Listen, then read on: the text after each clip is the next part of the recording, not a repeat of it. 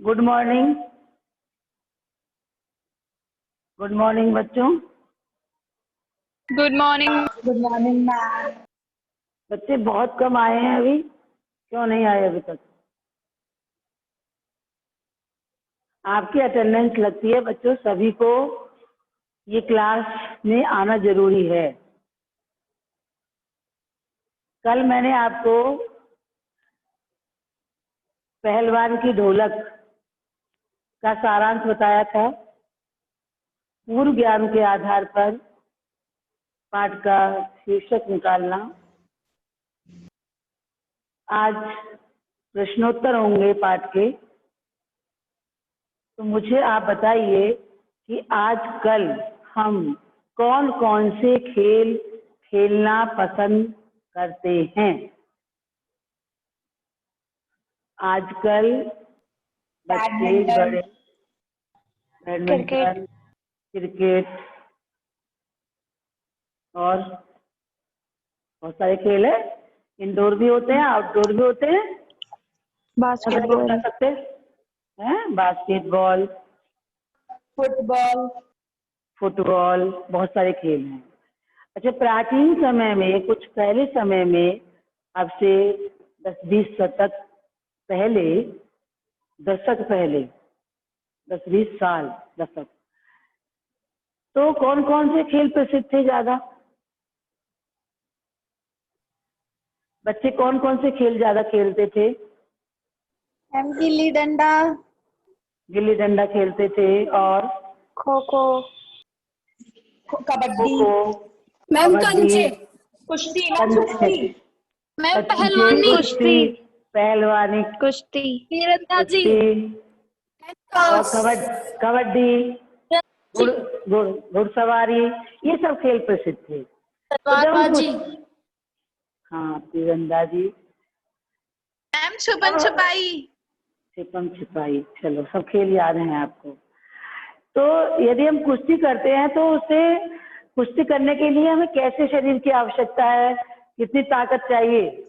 Ma'am तंदुरुस्त, हमें तंदुरुस्त होना चाहिए। कैसा होना चाहिए? तंदुरुस्त होना चाहिए। कुश्ती के लिए हमें हृष्ट पुष्ट होना चाहिए। हृष्ट पुष्ट होंगे तभी हम कुश्ती कर सकते हैं, पहलवानी कर सकते हैं। पहलवान बनना पड़ता है। तो हम पढ़ेंगे आज फणीश्वरनाथ रेणु द्वारा रचित कहानी पहलवान की ढोलक।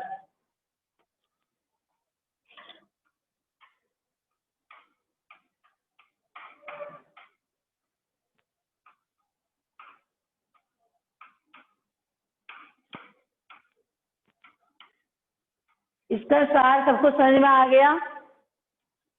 कल मैंने आपको इसका सारांश बताया था, तो सब बच्चों को सारांश समझ में आ गया होगा कि लुप्तन सिंह पहलवान कौन था, वह कैसे पहलवान बना, उसके जीवन में कौन कौन से पड़ाव आए, ये सब आपको समझ में आ गया होगा। आज इस पाठ के प्रश्नोत्तर हमें करने हैं। आप अपनी किताब खोलिए और प्रश्न पढ़ेंगे, उसके उत्तर मैं बताऊंगी। यदि आपको समझ में आते हैं तो आप बताएंगे। पहला प्रश्न कौन बच्चा पढ़ेगा? पढ़िए। कुश्ती के समय ढोल की आवाज और लुट्टन के दाव पेच में क्या तालमेल था? पाठ में आए ध्वन्यात्मक शब्द और ढोल की आवाज आपके मन में कैसी ध्वनि पैदा करती है? उन्हें शब्द दीजिए। ठीक, आपने कल जब मैंने आपको सारांश समझाया था तो बहुत सारे ध्वन्यात्मक शब्द, जैसे चट धा, गिड़ धा, वो बोलता था ना, तो वो ध्वन्यात्मक शब्द थे और उन ध्वन्यात्मक शब्द के सारे ही वो खेलता था। तो इसमें बताया है कुश्ती के समय ढोल की आवाज और लुट्टन के दाव पेच में क्या तालमेल था। पाठ में आए ध्वन्यात्मक शब्द और ढोल की आवाज आपके मन में कैसी ध्वनि पैदा करते हैं, उन्हें शब्द दीजिए। दो प्रश्न हैं इसमें। पहला प्रश्न है, जो कुश्ती के समय ढोल की आवाज और लुट्टन के दाव पेच में क्या तालमेल था, कैसा तालमेल था? इसका उत्तर लिखेंगे, कुश्ती के समय ढोल की आवाज और लुट्टन के दापेच में अद्भुत तालमेल था, क्योंकि जितने भी ध्वन्यात्मक शब्द आए हैं वो ढोल की आवाज, कौन कौन से ध्वन्यात्मक शब्द आए हैं वो आप किसमें लिखेंगे? ब्रैकेट में करके लिख देंगे। कौन कौन से? सबसे पहले आया है चट धा, धाक देना। क्या आया है? चट धा गिड़ धा, चट धा गिड़ धा। इसका मतलब क्या है? ब्रैकेट में आप लिखेंगे, जैसे आपने लिख दिया अद्भुत मेल है, ध्वन्यात्मक शब्द है चट धा गिड़ धा, और इसका मतलब क्या है? आजा भिड़ जा। इससे आगे उसका अर्थ लिखेंगे। सबको समझ में आ रहा है? दूसरा ध्वन्यात्मक शब्द उसमें क्या है? चटाक चट धा। कल भी मैंने आपको ये बताए थे सारे लिखकर, चटाक चट धा। इसका मतलब है उठा कर पटक दे। उठाकर पटक दे। चटाक चटाक चट धा। इसका मतलब क्या है? उठाकर पटक दे। जब उसके मन में ये भाव, आवाज आती थी ना, तो उसके मन में ये भाव आता था कि उठा के पटक दो, या वाह पट्टे, या दाव काटो, बाहर निकलो। ये सब उसके ध्वन्यात्मक शब्द थे। और आगे प्रश्न है उसका आपका कि आपके मन में कैसी ध्वनि उत्पन्न करते हैं? शब्द दीजिए। जब हम इन शब्दों को सुनते हैं तो हमारे मन में क्या होता है? जोश, उमंग, प्रसन्नता के भाव जागृत होते हैं। ऐसे ही जो लुट्ठन था, जब लुट्ठन खेलता था तो लुट्ठन के कानों में जैसे ही ढोल के ये ध्वन्यात्मक शब्द आते थे तो उसके रगों में क्या हो जाता था? जोश भर जाता था, उसकी नसें उत्तेजित हो जाती थी, उसका मन खेलने के लिए विचलित हो जाता था। तो आप इसमें यही लिखेंगे, सारे पार्ट पॉइंट है आपके, ये लिखकर और उसमें क्या लिख देंगे कि इससे हमारे मन में जोश, प्रसन्नता, उमंग उत्पन्न, साहस, हिम्मत उत्पन्न होते हैं। लिख देंगे आप सब? ये सारे मैं लिख दूं यहाँ पर? Yes ma'am. चटाक चटदा चटाक चटधा। तीसरा उसका था धिक धिन्ना धिन्ना। क्या था? धिन्ना धिन्ना धिक धिन्ना। क्या अर्थ है इसका? चित्त करना। चित्त कर। चित्त करना।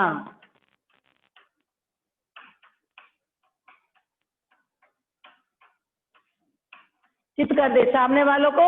सामने वाला जो हमारे साथ खिलाड़ी खेल रहा है उसको चित्त कर दो, पट कर दो, हरा दो। क्लियर हो गया क्वेश्चन पहला? पहला क्वेश्चन आपको क्लियर हो गया है नहीं? Yes ma'am. दूसरा Yes, चले? ma'am. Yes ma'am. Yes ma'am. कहानी के किस किस मोड़ पर लुट्टन के जीवन में क्या परिवर्तन आए? मैम उसके कहानी के, बचपन में हाँ बताइए। कल देहांत हो- सारांश में सारी बातें आ चुकी थी, कल जब मैंने सारांश मैम आपको बचपन समझाया था। हाँ मैम बचपन में उसके आप माता पॉइंट करके पिता लिख की देंगे। मृत्यु हो गई थी, तो उसका पालन पोषण उसकी विधवा सास ने ही किया था। नंबर और 1 ये हो जाएगा। श्यामनगर दंग और दूसरा श्यामनगर दंगल में जब उसने चांद सिंह को हराया था तो वो वहां का राज पहलवान बन गया था। बिल्कुल और सही। तीसरा 15 वर्ष तक वो राज दरबार में रहा था। उसके बाद लेकिन जब उसके मतलब वहां पे जो राजा था उसकी जब मृत्यु हो गई तो उसके बाद उन्हें दरबार से निकाल दिया गया था बेटों सहित। आप तो बस तीसरा आप ये हुआ। और चलिए आगे का दूसरा बच्चा बताएगा। नन्हे ने 3 बता दिए। मैम फिर गांव आकर उसने फिर मैम उसके बाद जब राजा जो थे वो मर गए थे, फिर उसके बाद उसको गांव से निकाल दिया गया था। फिर उसने गांव गांव से के नहीं, बाहर गांव आकर से। अपना एक अखाड़ा बनाया था बेटा और वो वहां राजा पर के बच्चों को मरने कुछ से, सिखाता था। राजा के मरने के बाद उसे राज दरबार से निकाला गया था और वह गांव आकर बसा यस था। मैम। हाँ, और यस अगला। मैम फिर उसने वहां पर अपना अखाड़ा बनाया था और वह बच्चों को कुश्ती सिखाता था। लेकिन कुछ ठीक समय है। बाद क्या हुआ, वहां पर एक खाने का अकाल पड़ गया था। तो जो लोग बाग थे उन्होंने बच्चों को अपने बच्चों को कुश्ती सिखाने के लिए वहां से मना कर दिया। उसके बाद फिर वो अपने ही बच्चों को कुश्ती सिखाने लगा था। लेकिन हाँ कुछ जी, समय बाद उसके जो बच्चे थे उनकी भी मृत्यु हो गई थी। तो फिर अ, तो फिर बैठ जाइए, कोई बात नहीं, ठीक है, बहुत अच्छे। कल आपने सारा बहुत अच्छे से समझा है, इसलिए आपको प्रश्न भी समझ में आ गए। यदि हम पाठ का सारांश ठीक से समझ जाते हैं तो प्रश्न आराम से निकल जाते हैं। देखो, आप सबने सही बताया। आप इसे पॉइंट करके लिखेंगे। नंबर 1 पॉइंट में लिखेंगे कि जब लुट्टन सिंह 9 साल का था तभी उसके माता पिता का देहांत हो गया था। उसका पालन पोषण उसकी विधवा सास ने किया था और विधवा सास को गांव के लोग बहुत परेशान करते थे, इसलिए उसने उनसे बदला लेने के लिए पहलवान बनने का विचार मन में बनाया और उसके लिए प्रयास किया और अंत में वह पहलवान बना। सबसे पहला ये परिवर्तन हो गया। दूसरा, जब श्याम नगर का दंगल हुआ, पहले लोग गांवों में दंगल, खेल, कुश्ती वगैरह होती थी जिसमें अन्य गांव के लोग भी आते थे क्योंकि उसमें कला का प्रदर्शन होता था, अनेक कलाकार आते थे। तो जब श्याम नगर के दंगल में वह गया तो उसने राजा से अनुनय विनय किया कि मैं खेल खेलना चाहता हूँ। मैं चांद सिंह को, जो जिसको किसकी उपाधि थी, किसकी उपाधि मिल रही थी को? किसकी? शेर का भी। शेर खां की उपाधि मिल रही थी, जो पंजाब से अपने गुरु बादल सिंह के साथ आया था। उसको चुनौती दे डाली, सबने उसकी हंसी उड़ाई, लेकिन उसने नहीं माना। राजा भी इस बात से वो क्या था, विज्ञ मतलब जानकार था कि इसके बस की बात नहीं है, क्योंकि चांद सिंह तो प्रसिद्ध खिलाड़ी है, तो ये हार जाएगा। राजा ने अनुमति नहीं दी और 10 का नोट निकालकर उससे कहा, लो मेले में जाओ, घूमो फिरो, खाओ, अपने घर को वापस लौट जाओ। लेकिन जब उसने राजा से कहा कि मैं इस पत्थर पर फिर मार मार कर मर जाऊंगा यदि मुझे अनुमति नहीं दोगे, तो राजा ने अनुमति दे दी और उसने उस चुनौती को स्वीकार किया और चांद सिंह को हरा दिया। मतलब पूरी कहानी लिखो तो बड़ी हो जाएगी। चांद सिंह को हराने के बाद राजा बहुत प्रसन्न हुआ और उसे अपने राज दरबार में स्थायी रूप से रख लिया। तो उसका जीवन में दूसरा पड़ाव हो गया और दूसरा परिवर्तन। आपको ये प्रश्न ऐसे भी आ सकता है कि लुट्टन सिंह के जीवन में कौन कौन से पड़ाव आए और उनसे उसके जीवन में क्या क्या परिवर्तन हुए। बात एक ही है, क्लियर हो गया। उसके बाद 15 वर्ष तक वो राज दरबार में रहा। उसके लिए भोजन का, रहने का बहुत अच्छा प्रबंध किया गया। 2 उसके बेटे थे, उसकी पत्नी का स्वर्गवास हो गया था, तो दोनों बेटे सहित वह राज दरबार में रहता था। 15 साल रहा। तो उसके जीवन में क्या परिवर्तन आया कि जो परेशान था, जो थोड़े थोड़े भोजन के लिए भी तरसता था, जिसको कोई भी सुविधा नहीं थी, उसको सारी सुविधाएं मिली और वह सम्मान के साथ राज दरबार में रहा। कुछ दिनों के बाद तो राजा ने अनुमति दे दी थी कि खेलने नहीं जाएगा और उसने काला खां जैसे इसको पहलवानों को भी हराया था और वह एक प्रसिद्ध पहलवान बन चुका था। 3 हो गए पड़ाव। चौथा पड़ाव 15 साल के बाद जब राजा की मृत्यु हो गई तो उसके जीवन में बहुत बड़ा परिवर्तन आया, क्योंकि उसका बेटा जो विलायत से पढ़कर आया था, उसने जब सुना कि पहलवानों का इतना खर्चा होता है तो उसे सहन नहीं हुआ और उसे पहलवानी कुश्ती पसंद नहीं थी। वो घुड़सवारी करता था और रेस आदि से पसंद थी, इसलिए उसने अपने राज दरबार से निकाल दिया। यह उसके यहाँ से उसका जीवन कैसा हुआ, दुखद जीवन प्रारंभ हो गया। राज दरबार से निकलने के बाद वह अपने गांव में गया। गांव वालों ने इसे एक झोपड़ी बनाकर दे दी और वह गांव के बच्चों को प्रशिक्षण देता था और उससे ही अपना गुजर बसर करता था। इसके बाद क्या हुआ? इसके बाद चौथा योग समाप्त हो गया, पांचवा आया। इसके बाद एक बार अकाल पड़ा और लोग भूखे मरने लगे। खाने पीने की परेशानी हो गई, लोगों के पास पैसा नहीं था, भोजन नहीं था, और बिना भोजन के पहलवानी सीखते तो खाने पीने के लिए चाहिए, उसको अच्छे भोजन की आवश्यकता है। तो गांव के लोगों ने अपने बच्चों को उसकी पाठशाला से निकाल दिया और पाठशाला से निकालने के बाद वह बेचारा अकेला रह गया, अपने दोनों बच्चों को ही सिखाने लगा कुश्ती के दाव पेच। अगला, जब उसके दोनों पुत्र एक दिन शांत हो गए, अर्थात मृत्यु को प्राप्त हुए, यह उसके जीवन की सबसे दुखद पड़ाव था और सबसे दुखद घटना थी कि एक पिता अपने जवान पुत्रों की मृत्यु देखे। लेकिन लुप्तन सिंह ने हार नहीं मानी और लुप्तन सिंह अपने उन पुत्रों को अपने कंधे पर लाद कर नदी में डाल आया और आकर उसने उस रात भी ढोल बजाया। क्योंकि उसे पता था कि इस ढोल के कारण लोगों में उत्साह जागृत होता है। अंतिम पड़ाव था उसका। जब उसके दोनों पुत्र भी मर गए तो 4-5 दिन के बाद, वह रोज ढोल तो बजाता था रात को, लेकिन बहुत टूट चुका था, और 4-5 दिन के बाद एक दिन जब ढोल की आवाज नहीं आई तो उसका भी स्वर्गवास हो गया। ऐसे करके उसके जीवन में 6 पड़ाव आए और 6 पड़ाव में उसके जीवन में बार बार अनेक परिवर्तन हुए।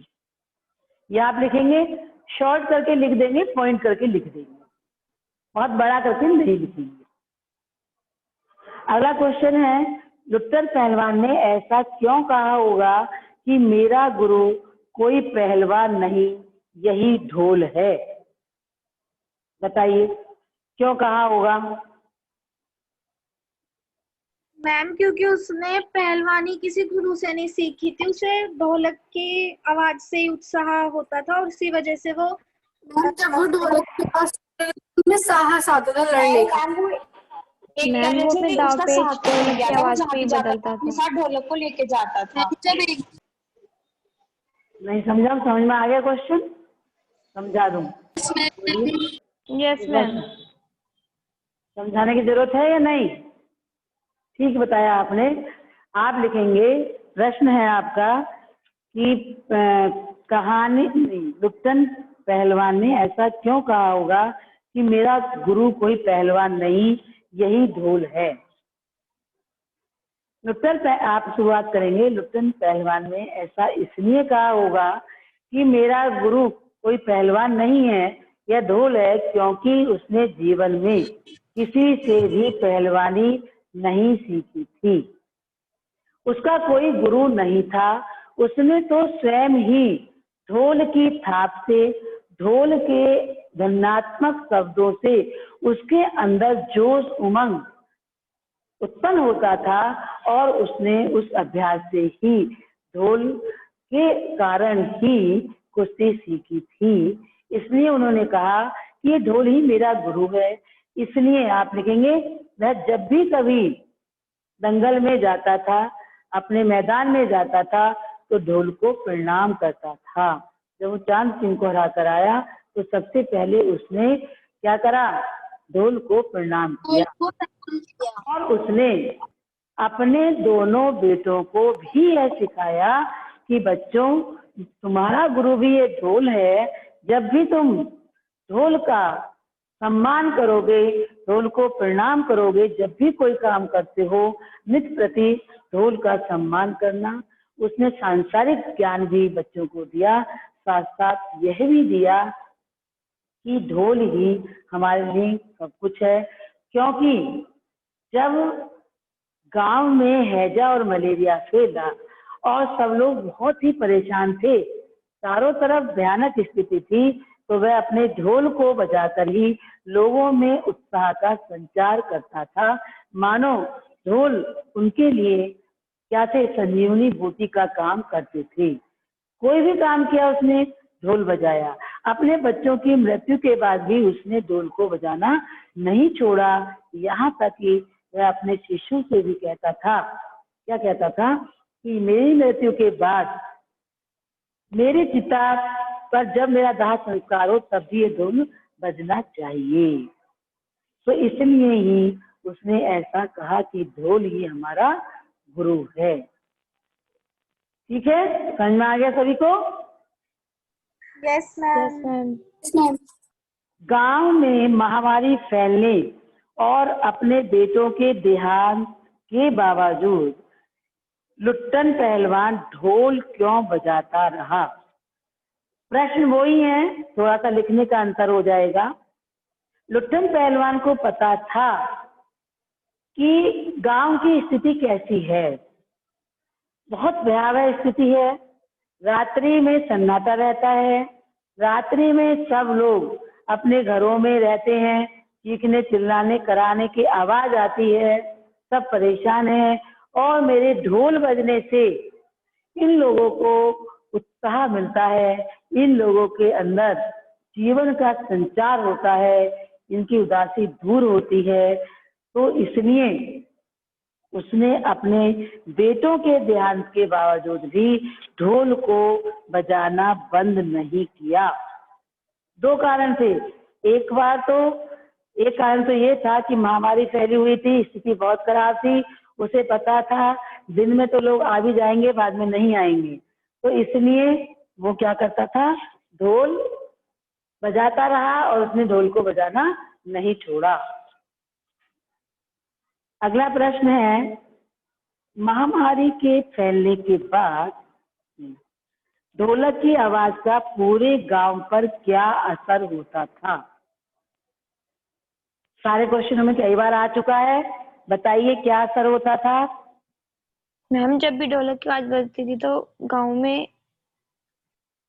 मैम उनके अंदर ढोलक सुन के थोड़ी गांव के उमंग पैदा लोगों में आत्मविश्वास बढ़ता था।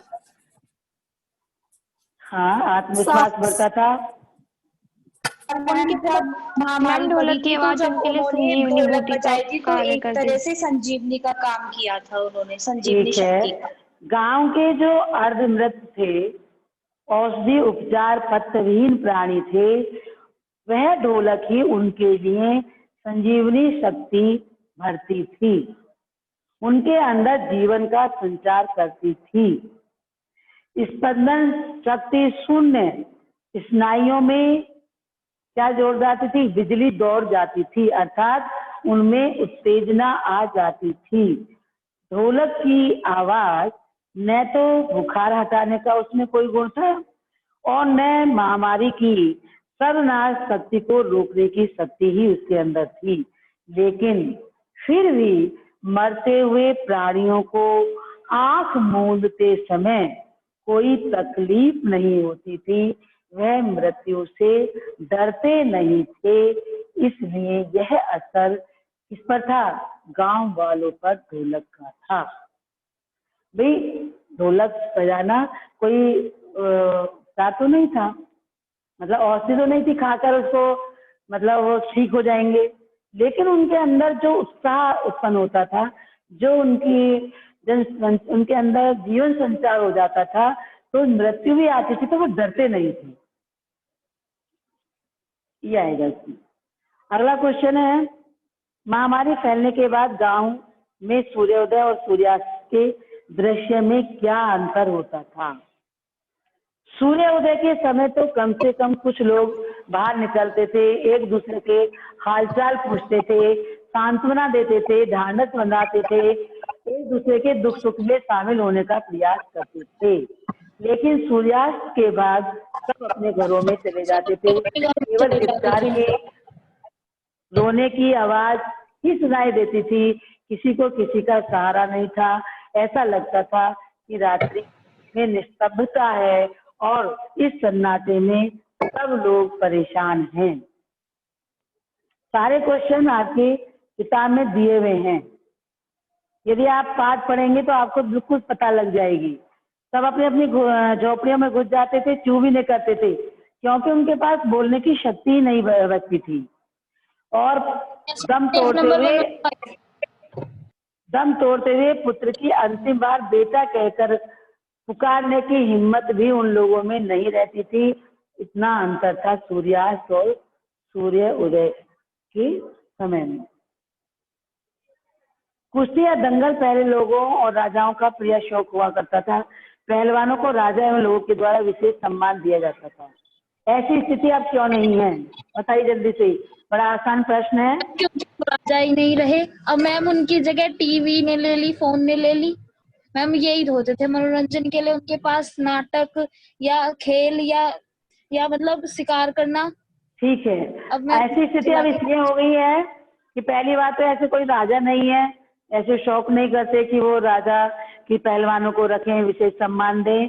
और मनोरंजन के बहुत सारे साधन हो गए हैं। पहले मनोरंजन के साधन हमारे यही थे, दंगल, कुश्ती, स्वांग, नाटक, ये सब होते थे। अब ऐसा नहीं है। उनकी जगह किन खेलों ने ले ली है, ये आप कर सकते हैं अपना, बताइए कौन कौन से खेल? Cricket, football, hockey, badminton, football, basketball, शतरंज, कुछ भी जो है आप लिखेंगे। कुश्ती को फिर से प्रिय खेल बनाने के लिए हमें क्या क्या कार्य करने चाहिए या हम क्या क्या कार्य कर सकते हैं? कंपटीशन, प्रतियोगिता आयोजित करनी चाहिए। प्रतियोगिता करनी चाहिए। सरकार का उत्साह बनना चाहिए और सरकार का भी कर्तव्य है कि समझ में नहीं आई बता आपकी बात, दोबारा बोलिए। सरकार का भी कर्तव्य है कि वह उनके रहने की, खाने की, प्रशिक्षण की व्यवस्था करे, जिससे उनको बढ़ावा मिले और उनको प्रोत्साहित करने के लिए समय समय पर प्रतियोगिता कराते रहें और उनको प्रोत्साहन के लिए वे स्वरूप कुछ प्रदान भी करते रहें। अगला है आशय स्पष्ट। आकाश से टूटकर यदि कोई भावुक तारा पृथ्वी पर जाना भी चाहता तो उसकी ज्योति और शक्ति रास्ते में ही शेष हो जाती थी। अन्य तारे उसकी भावुकता अथवा असफलता पर खिलखिलाकर हंस पड़ते थे। बताइए क्या इसका आशय? लेखक ने अमावस्या की रात्रि का वर्णन किया है कि बहुत अंधकार था रात्रि में। प्रारंभिक पाठ ऐसे हुआ है और उसमें केवल आसमान में कुछ तारे टिमटिमा रहे थे। स्थिति बहुत कष्टकारी भयावह थी। यदि कोई व्यक्ति एक दूसरे की सहायता करना चाहता भी था तो वो चाह कर भी सहायता नहीं कर पाता था, क्योंकि उनके अंदर इतनी शक्ति ही नहीं रहती थी कि वे उन तक पहुंच पाए। लेखक ने यहाँ पर बताया है कि आकाश में कहीं कहीं तारे टूटकर गिर रहे थे और कहीं चमकते हुए स्थिर खड़े थे। यदि कोई तारा किसी का टूटकर गिर गया तो उसका मतलब क्या है? पृथ्वी पर आना चाह रहा है वो। यदि कोई भावुक तारा पृथ्वी पर आना भी चाहता है तो वो पृथ्वी पर नहीं आ पाता था। उसकी ज्योति, उसकी शक्ति पहले ही समाप्त हो जाती थी और इसकी असफलता पर अन्य लोग खिलखिलाकर हंसते थे। कहने का तात्पर्य यही है कि आकाश में ही तारे टिमटिमा रहे थे और कुछ तारे टूटकर नीचे गिर रहे थे। यहाँ पर कवि ने मानवीकरण किया है तारों का, कि भावुक तारे सहायता करने आ रहे थे। मानवीकरण अलंकार है। यदि आपको आ जाए कि इस पाठ में मानवीकरण कहाँ कहाँ हुआ है तो इस पाठ में बहुत सारे मानवीकरण हुए हैं। जाड़े की रात थी, शिशु की तरह क्या कर रहे थे? ठंड इतनी थी कि सब शिशु की तरह, जैसे शिशु डर जाता है वैसे ही सब हैजे से, मलेरिया से पीड़ित थे। यहाँ पर भी क्या मानवीकरण है। अंधेरी रात चुपचाप आंसू बहा रही थी। तो रात्रि कोई आंसू कोई क्या है, मानवीकरण है। आपको बहाना मानवीकरण का मतलब क्या होता है? बेटा मानवीकरण अलंकार आपने पढ़ा होगा। मानवीकरण का मतलब होता है जब हम प्राकृतिक उपादानों को सचेतन दिखाते हैं, लिविंग दिखाते हैं, तो वहां मानवीकरण अलंकार होता है। जैसे आपने 9th में पाठ पढ़ा था, मेघ आए बड़े बंधन के बड़े संवर के। सज कर तो मेघ, मेघ क्या है, बादल है। और वो कवि ने कैसा वर्णन किया कि बंधन कर आए, संवर कर आए हैं। समझ में आ गया? तो मानवीकरण कर दिया। आसमान से उतरी संध्या परिसी, संध्याकालीन का वर्णन कर दिया, तो वहां मानवीकरण हो गया। तो मानवीकरण वो होता है जहाँ बीती विभावरी जागरी, अंबर पनघट में डूबो रही, तारा घट उषा नागरी। उषा का वर्णन कर दिया कि वो एक स्त्री है, तारों के घरों को डुबो रही है। तो जहां प्राकृतिक उपादानों को हम सचेतन दिखाते हैं, कोई क्रियाशील दिखाते हैं, कोई कार्य करते हुए दिखाते हैं, तो वह मानवीकरण अलंकार होता है। जैसे रात्रि को रोते हुए दिखा दिया है, जैसे पीड़ित दिखा दिया, और यहाँ पर तारों को दिखा दिया, भावुकों को सहायता करने के लिए आना चाहिए। अब आपको कोई पार्ट में प्रश्न समझ में नहीं आया तो पूछ लीजिए।